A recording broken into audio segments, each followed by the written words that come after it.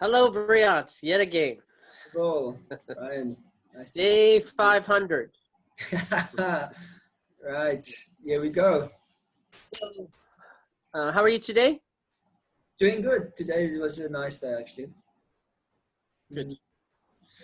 I wanted to delve into a topic that anybody that is on a spiritual journey, this topic meets you very close to the beginning of that journey, and it never parts from you right to the end. I think there's levels to it, and there's intentions that we create, and then there's being able to develop the practice and increase the practice. Yeah. And that practice is about compassion. So the place that I would like to start is, you've been on the spiritual path for a couple decades now, and what have you? Where are you now, and what have you needed to improve with your compassion with self? Where am I now, and what did I need to do to improve my compassion of self? Yeah, in this place in where you are in life, we'll get to the family, but just, with yourself, when you're looking at yourself, what do you have to keep your eye on? What do you have to keep remembering? What is the practice that you keep doing to continue being compassionate with yourself and demonstrating it?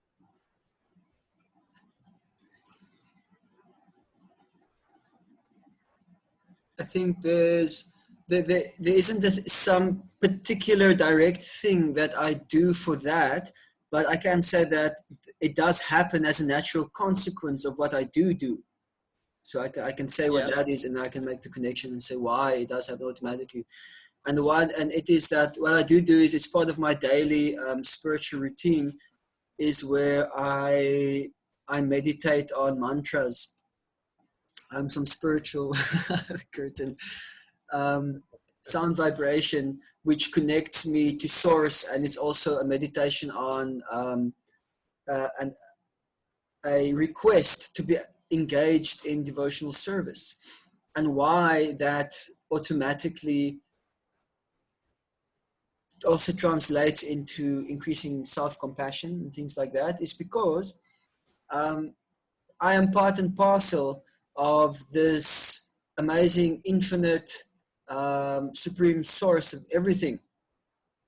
The source of all varieties and personalities and qualities and traits and whatever we can perceive and beyond. And that this source, or God, or I relate to as Krishna, is the most fit for receiving my love. And since I am a part of him, therefore I'm also fit for receiving love, and that I'm worthy of receiving love. So in that way, if I'm not appreciating that in myself, that means I'm not actually connecting to God properly, because I'm not seeing things properly, because I'm seeing myself as separate from him, which is not true.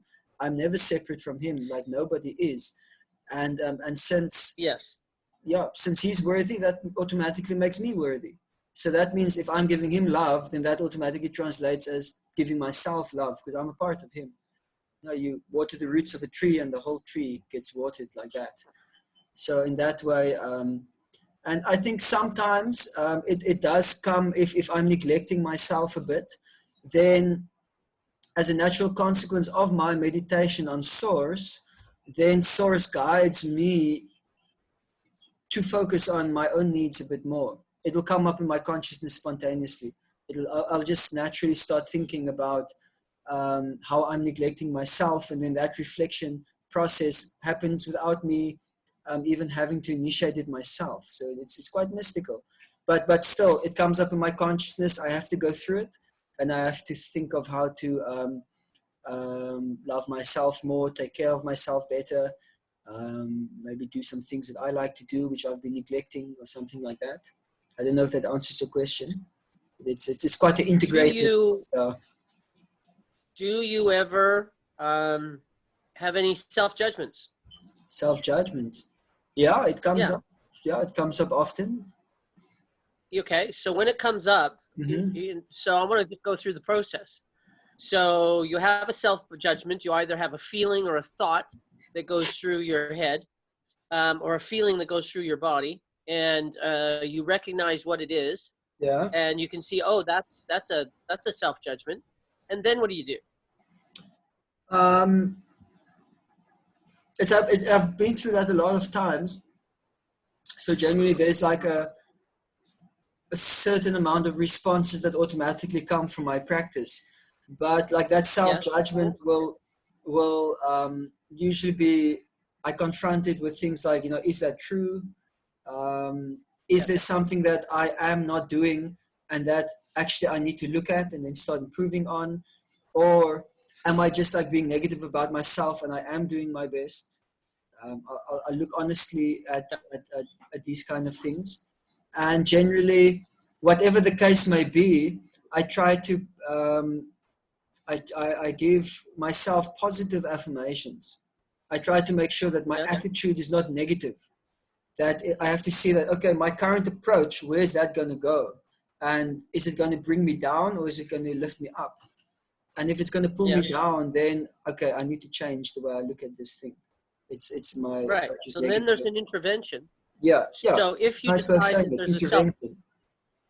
so if there's a self-judgment, and that you realize it's going to take you down, and there is no value in, there's no real value that you need to pay attention to. It's just a negative thought. So then, when you realize it's just going to take you down and that you need to change it or do something, what is the nature of that intervention? What does it look like? What do you do? What do I do?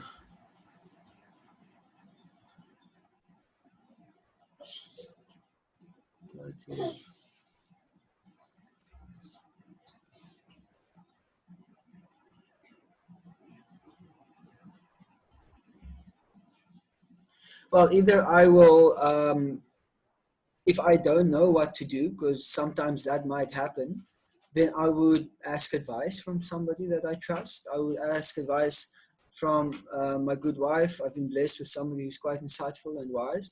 Or I would approach somebody who, like my spiritual master, somebody whose insights I trust, somebody who's more experienced. Or if it's a reoccurring thing, I would just apply the advice that I already have received from my own reflections and wisdom, or from other people. Yes. And so, just one moment.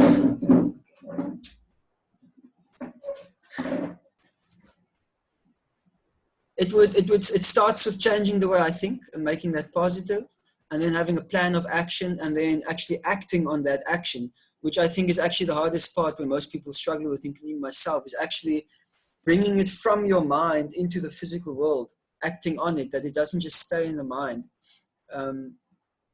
which means you start working, you start applying yourself, you start implementing steps in order to change it. I don't know if that is Okay. tangible enough.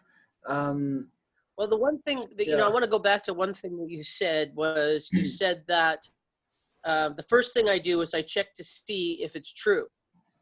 And so when you have a negative thought and then you go, okay, that's there, I've identified it as a negative thought. And then I go, well, is it true? When you look to see if it's true, talk about that a little bit. How do you know if it's true or not? And more importantly, Yeah. when you realize it's not true, which most of them aren't, then what do you do? Okay. So how do I know if it's true? Sometimes it's actually not clear.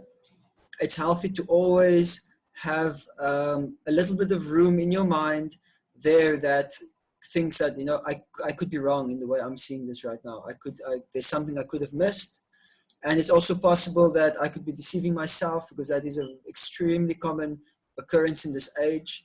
And if you do it yourself and you've discovered you have done it yourself, it's not a big deal, because everybody does it. It's an unconscious thing.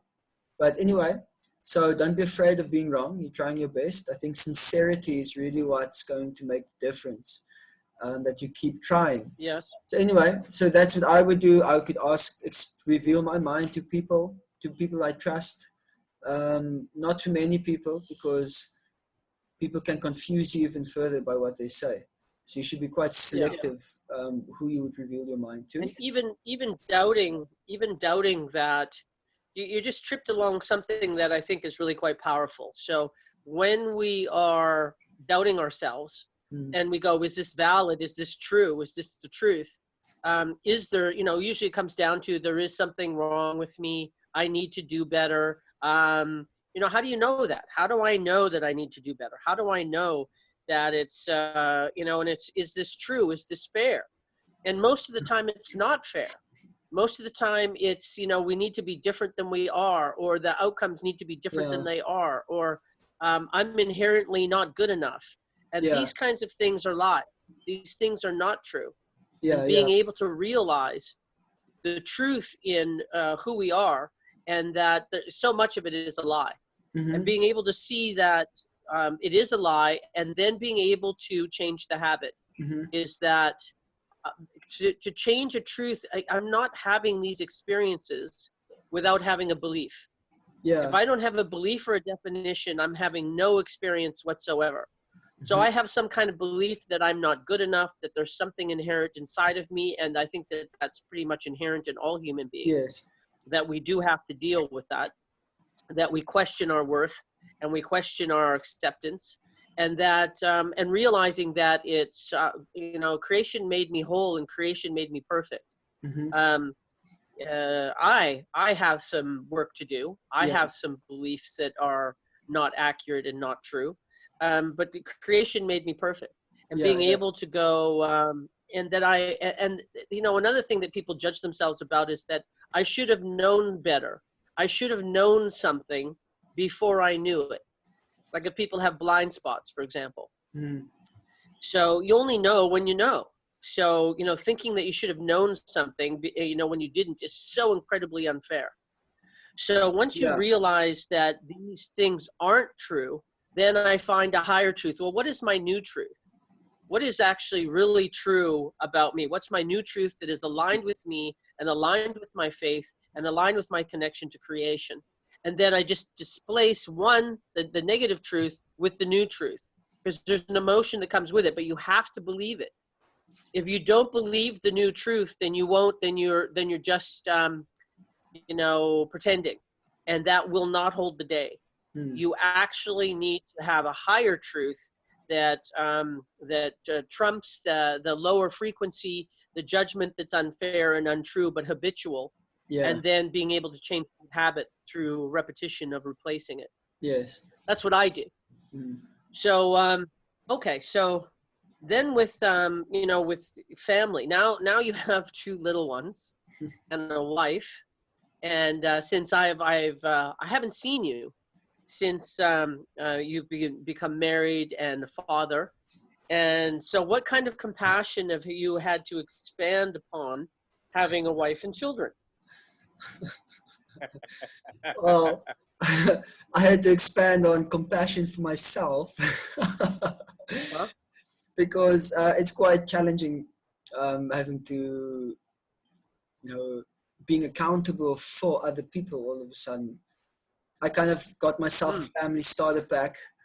I married somebody who already had a 3-year-old. He's 5 years old now. So starter pack vibe. So it was like in the deep end, and now we have a 15-month-old also. 2 boys, full of fire. Okay. Definitely in my kind of own internal journey, I had to be more compassionate to myself. Not being hard on myself for not getting things right, not being hard on myself for not adjusting to the new lifestyle super fast. Being more compassionate on myself for seeing certain undesirable qualities within myself come out, as they often do in intimate relationships, everybody experiences. Oh yeah, family is definitely, the love relationship with a wife and children is the greatest test, I think. It is such for a test. human beings. It's such a test. especially on it becomes compassion. very clear where you're at and what's inside, because when you squeeze something hard enough, whatever's inside is going to come out.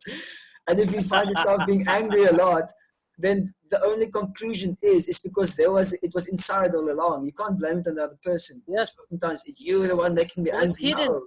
If it's not inside there, Yeah, if there's no lemon juice inside, then there's not going to come lemon juice out when you squeeze it.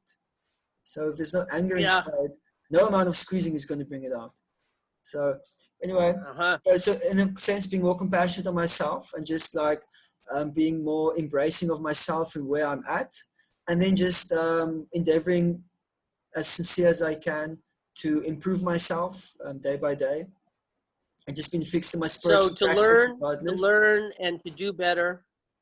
Yeah, and then doing the same for the others around me as well, being the same for my wife and children, and not expecting them to be perfect, and accepting them, and also allowing them that same liberty to make mistakes and to grow, and to also have undesirable qualities within themselves, because they're also on a journey just Yeah. like me. And Yes. and in that way, trying to be an inspiration for them to pursue their spiritual path.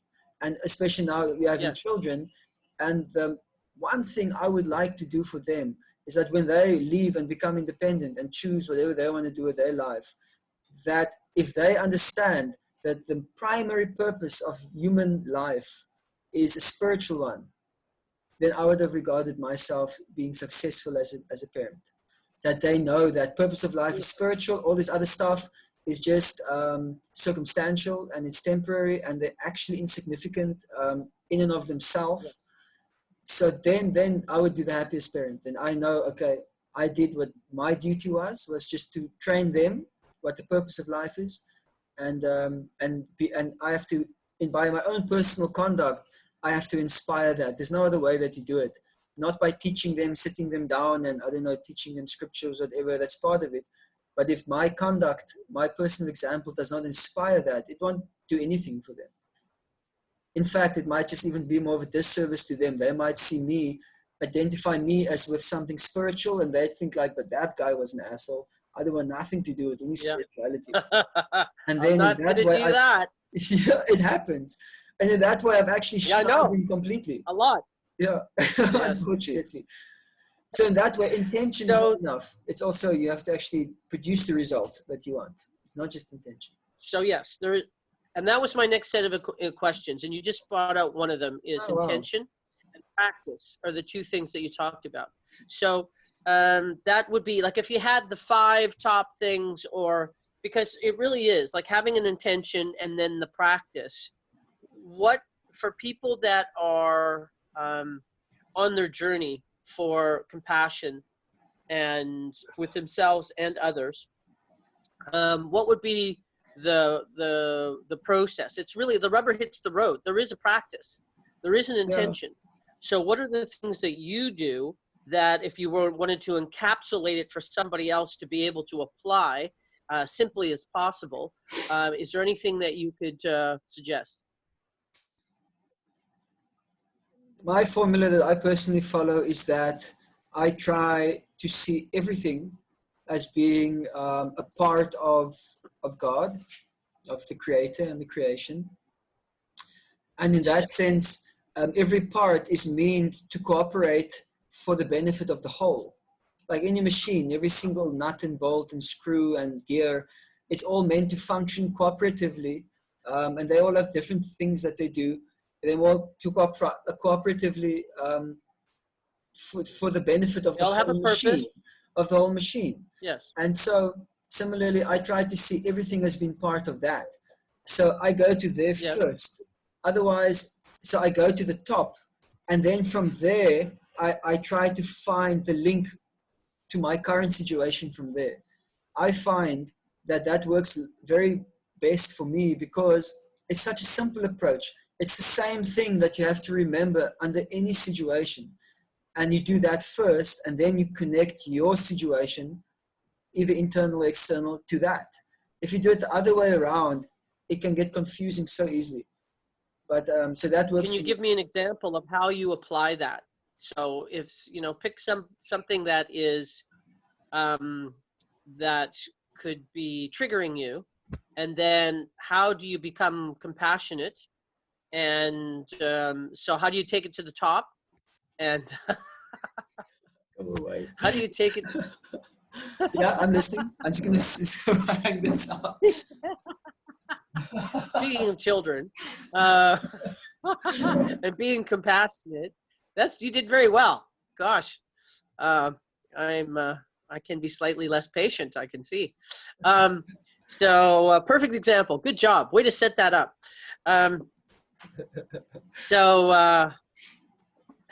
Now I forgot what the hell I was saying. So with people learning how to be compassionate, what is it that you, when you take it to the top, like give me an example of how you will see their part in the whole, what their purpose is, and then how that frees you to be compassionate. Okay. Start with somebody behaving badly that triggers you. Okay, right. So when I take it to the top, somebody triggers me, they do something, I become upset. I become a bit angry. I maybe think something critical about the person, and generally that will also mean my intelligence is a bit clouded, so I can't really discriminate properly anymore. So then if I'll first realize that, okay, the way I'm feeling now is not really cool. I'm bewildered. Let me step back a little bit and just, okay. So then I think this whole situation just has been controlled by the supreme controller. And that not even a blade of grass can move without the sanctioning of God. So I move into there, and then I think, okay, but God is all loving and he's all powerful and benevolent. So in this situation, he's controlled it. He's made the situation for my benefit. Everything that happens is for the benefit of everybody. It's just me that cannot perceive right now how this is beneficial for me. So, but there is an opportunity here for me to benefit from. So what is that benefit? So now I'm trying to see how. So what most people are doing is they're in a situation, they're triggered, somebody's behaving badly, and then you go to, well, what is the benefit for this person doing this, and what's the greater benefit than me being just annoyed? Yeah, and also what's the benefit for me? The benefit for me, like they've maybe done something offensive to me, and then so I'm more thinking about myself, because I have to improve myself first before I can even think of helping this other person, right? And yeah, so because I can only apply this on myself. He has to apply it on himself. And unless I have a particular relationship with him, my instructions to him won't mean anything. So in either case, the best I can do for him also is to act properly myself. So which might inspire this person. Which is, what's acting properly? Well, that's where your realization would have to lead to, is what is the proper response, like in that situation. And the proper response would be, is to be humble, which is my next point I was going to make, is on the one hand, I would think, okay, since this is happening to me, it must be my karma, because certainly in the past I have done things that I should not have done. I've done good things, I've done bad things, like everybody. So now I'm simply receiving some bad karma for some reaction of some things I've done in the past. And actually that's nice, because I'm getting a chance to clear some of these reactions out now. At the same time, I can now take the opportunity to reflect on certain things. The creation is trying to bring something to my attention. And if I'm getting angry or upset, then I might start thinking, like, my own personal recent meditation reflections on such situations is genuinely because maybe I'm proud. I think, like, how dare this person speak to me like that, and that's pride. It's like, why should I feel so proud about that? So that means I'm identified with my body, I'm identified with my mind, and then I try to detach. So let me ask you, nothing. Just to emphasize that part of what you said is, can your lower frequency, your lower self, be offended? Right. Yeah, so that's your lower self. Can exactly. Yeah, it's your lower self only. And can your higher self, or your highest self, can your highest self be offended? No, he cannot. No. Yeah, So you're really, so if we're being reactive, then what we're doing is that we are relating to what's going on through the lower self, that we're not God, and that, you know, that there is, that somebody can hurt me, and the things that they are saying, our fear is that there's some truth in them. yeah, Because when you're your higher self, you see that there's absolutely no truth in them, and that we can actually be kind to people, because we realize that if they didn't have their own pain, they wouldn't be doing this and they wouldn't be saying this. So yeah, they are in their own pain, and that and if they're judging you, they're judging themselves. yeah, So being able to actually be compassionate to them and kind to them in the face of where most people want to poke them in the nose, we actually can, you know, do something that's good for us. It's good for me, and it's the truth as creation's made it. Everybody's perfect. They just might not know it yet. So being able to take the high road or the higher frequency and not be offended. exactly. Okay, so And this is so just then you, one line of meditation from one single event. I could go back up, and then I can find another reflection of myself which is relevant to that same event, and yes, improve myself in another way. So a single event can have multiple beneficial reflections for myself. It's kind of like absolutely.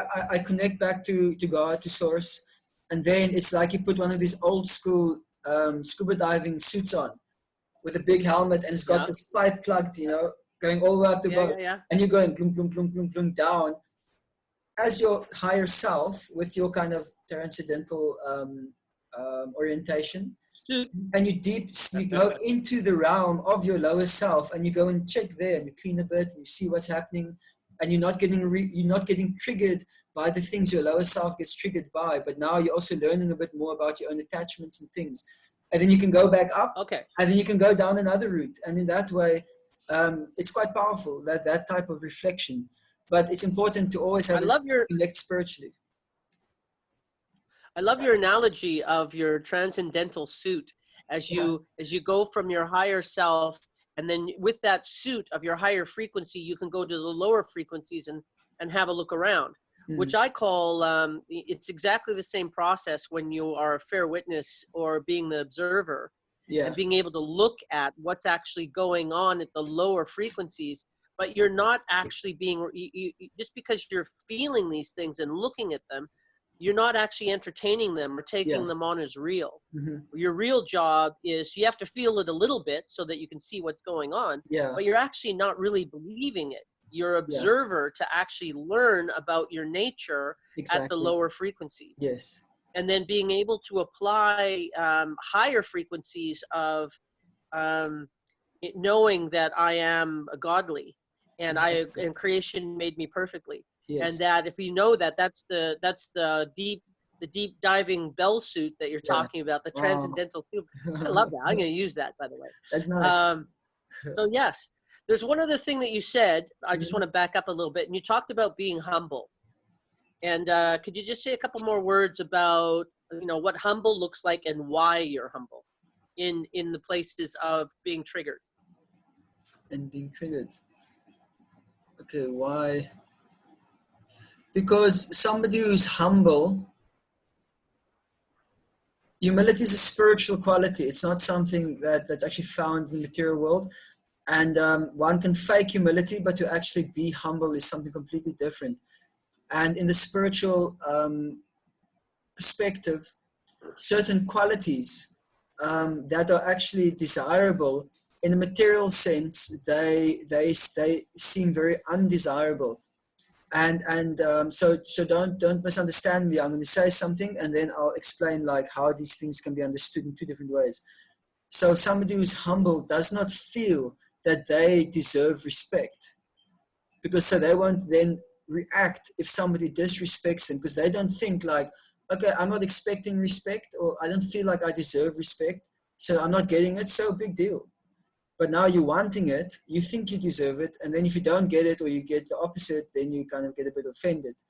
So in And the you have a material reaction. sense, Okay. a person might think, oh, you should value yourself more. You do deserve respect. You should not tolerate, disrespect. And and that helps to function in this material world in the sense of a dog-eat-dog society. because these are like central. But from a spiritual point of view, actually, um, respect is only something which is required to perform a particular service. In that case, one might demand respect, but actually one does not need it. For example, I'm a parent or at a teacher. Now, let's rather say that one. I'm a teacher, and at school, in order to fulfill my function as a teacher to the students, which is to educate them, I require respect from them to fulfill my duty to them. If I don't get respect Yes. from them, I cannot fulfill my duty. I cannot teach them effectively. So therefore, I can demand respect for them, but I'm not demanding it for my enjoyment so that I can be like, yeah, a lot of people respect me, you should also respect me. Yes. It's not like that. It's more like, I just want to do my service. This is something I need for my service. If I did not have the service, I would not care for it. And then you detach. Now it's just this thing in front of you as opposed to this thing you're trying to draw into yourself. So then it's just a tool that you're using, respect, as opposed to something you're trying to relish.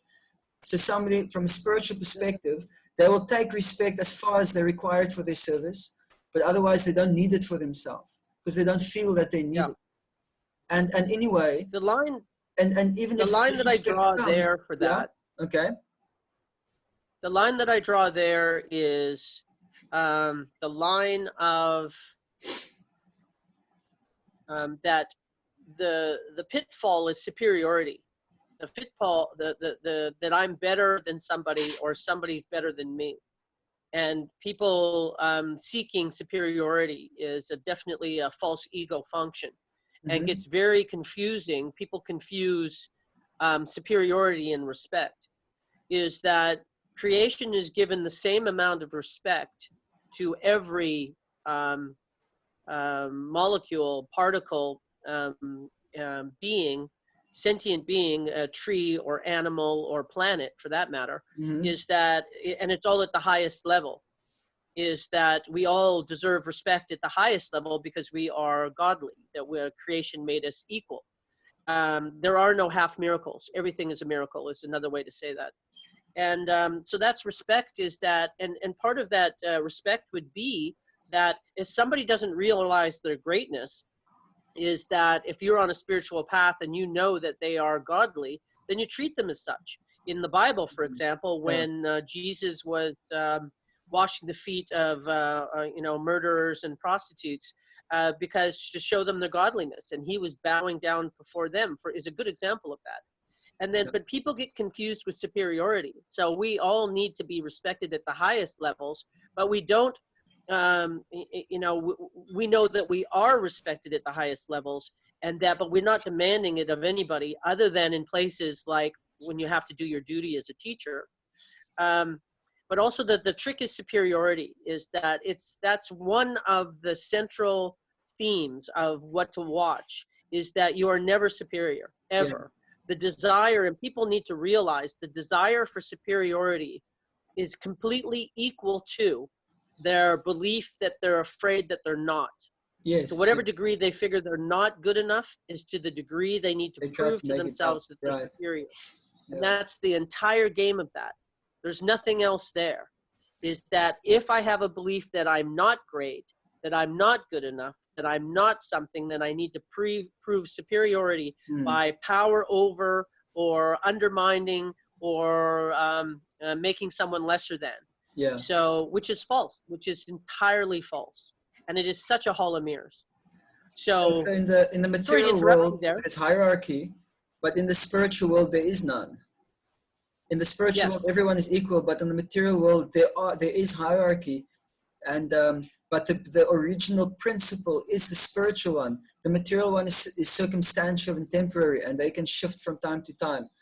And if one is detached, it's a false hierarchy. One only sees this so-called superiority in the material world simply as a certain position you have to render certain service, but you don't actually feel yourself to be superior. Like in ancient Vedic cultures, the political systems were all monarchies, and the kings, they were all saintly people. They all perfectly understood that actually I'm a servant of all these people. I'm not any better than all of these people, even though I'm riding on the palanquin I'm being carried by other people on the palanquin. I've got all these horses and gold ornaments and things, but that just comes with the position. But actually, I'm no better than any of these people, because we're all spiritual beings, and I just have a service to protect these people and make sure that society can function nicely, so everybody can fulfill their desires and pursue their self-realization. So in that way, they don't feel themselves superior, actually. So and they don't act independently either. They have got their counselors and guiders who are beyond the system, and they are all absorbed in spiritual meditation always, and he takes guidance from these kind of people. But in that sense, you see somebody who's acting as a superior, but he knows factually, I'm not superior. And I'm actually reading an interesting conversation in the Puranas now about a king who engaged a sage to carry the palanquin, because this sage was acting like a madman and a deaf and a dumb person, so that he could avoid social interactions, because he just wanted to meditate on Brahman, on source. And so he mistook this person for a low-class person. So he engaged in carrying the palanquin. But then this person, he didn't want to step on the ants. So as he was avoiding the ants, the palanquin was bumping. And the king's like, what's going on down there? Carry this thing properly. And then they continued, and it still bumps. And he chastises this guy, and he says, what's wrong with you, And he was very sarcastic to him. Anyway, this person responds back to him, you think you're the king, and you think I'm your servant, but actually you're an illusion, because these positions can change. They're circumstantial. None of us are better than the other. We're all equal. And as he spoke like this, the king immediately understood this person is actually a saint. And he got off the palanquin and he offered his obeisances. And then a very amazing conversation ensued, where the king asked him some questions to clarify certain spiritual statements he made. But anyway, this is how it was. Even sometimes a king would identify with the position, but very quickly he would be corrected by some person with superior spiritual insight. And he would submit to that because they knew what is truth. They just sometimes would forget it, because it's the nature of their work is to get very involved with material affairs, because managing the world is not easy. So it's naturally to happen. So anyway, I thought that was really nice. I just wanted to underline one thing that you said earlier, was that there is no hierarchy of superiority in spirit, in a spiritual practice. Yeah. And the Course of the Miracles says it like this, which is it's amazing distinction that's very simple, is that the only difference between you and God is that God created you, but you didn't create God. Yeah. So creation created you, but you didn't, so that we're exactly the same, except that we didn't create. And in the sense that we create our own world, it's in a much smaller way. We have the same powers to be able to create the world that we want. And that's what we're actually here learning to do. But the point of it is that, we're not all equal to God, is the point, is that we are, all of creation is equal. The only thing that is there's a difference between, is that the only difference between God and you is God created you, but you didn't create God. Yeah. I think that's really beautiful. That's really nice. It's even in our Vaishnav philosophy and theology, it's seen that God or Krishna, even though he's the source of everything, and everything is meant to serve him and please him, he in turn is just endeavoring to serve the people serving him, which is everything. Because that's fun. It's not. That's what's fun. That's what's nice. It's not just to sit on the throne and just like bring me more, bring me more. It's like that's not fun. It's like it's not so nice. So it's nice to serve. It's nice to exchange love, to do something for somebody else. So even Krishna is doing that. Sure. So even though he's the supreme independent, I like that. That appeals to me a lot. It's more. Beautiful. I can engage my human nature with that. What is our time? It's actually reaching to the end now. We're at 32 minutes. Oh, there we go. Yeah. So I just wanted to end with one last point, is in regards to compassion and being humble and kind, you actually stand out of all the people that I've been able to meet. I'm sure there's others that you would point to before yourself. But for me, you were probably the most humble and kind, and no matter what the situation was or who that you were dealing with, I always really felt that how humble you were, and the place that you came from was always so endearing to everybody that you had around you. So, you know, and the places that I saw that were not at the temple or not in a spiritual situation necessarily. It was around a fire at a festival, and you know, in more of a camping situation. It was really interesting to see, you know, how you operated, and I could really see the difference between my grace and your grace. So I just thought I would leave you with that. So a reflection of that, you know, how I think that you've really done such a good job on your work, and I'm working on it. Thank you. I I appreciate can that. do better. Kind Stop words. judging me.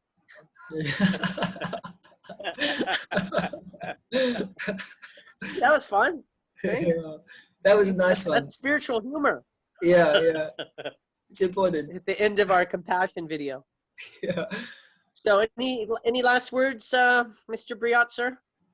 Um, hmm.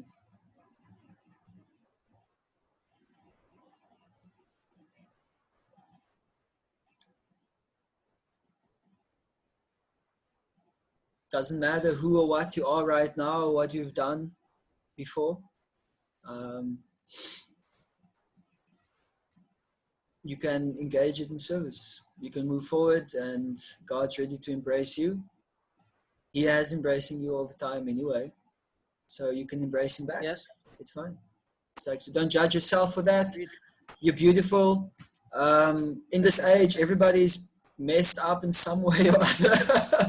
So don't feel like you special. Don't feel like you're that special that nobody's as messed up as you, because everybody is, in a sense.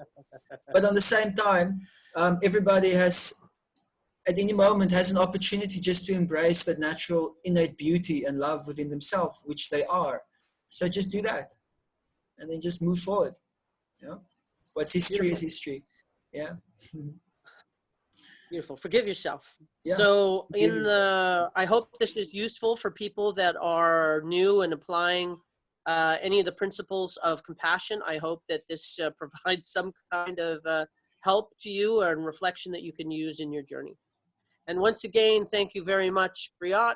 Yeah. Love and light, mister. Thank you so much, Enjoy Brian. your hot weather in India. Yes. I'll send the liquid portion of myself to you. Melting. Okay. See you later. Beautiful. Bye. See you, man. Arrival. Bye-bye.